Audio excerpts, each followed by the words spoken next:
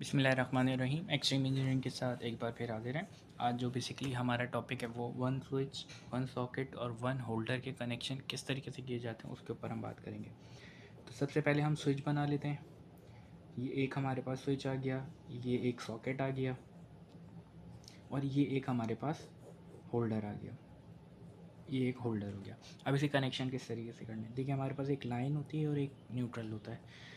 तो लाइन हमेशा हमारे पास स्विच या बटन में लगता है और न्यूट्रल हमेशा जो होल्डर वगैरह के एक टर्मिनल में लगता है। तो इसके हम किस तरीके से कनेक्शन करेंगे कि हमारे पास ये स्विच भी ऑन हो जाए और ये सॉकेट भी ऑन हो जाए। सॉरी, ये एक हम लेके जाएंगे सप्लाई, ये हम लेके चले गए सप्लाई सॉकेट के टर्मिनल में एक, और यही सप्लाई यहाँ से लेके जाएंगे होल्डर के कनेक्शन में। सही है।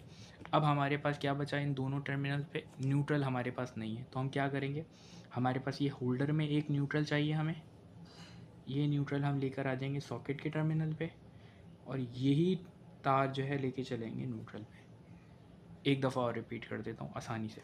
देखें, बटन को हमेशा फेस चाहिए होता है, न्यूट्रल नहीं चाहिए होता। सॉकेट में हमारे पास दोनों चीज़ें चाहिए होती हैं, हमें फेस भी चाहिए होता है और न्यूट्रल भी चाहिए होता है। और जो होल्डर होता है हमारे पास, होल्डर में भी हमें फेस भी चाहिए होता है और न्यूट्रल भी चाहिए होता है।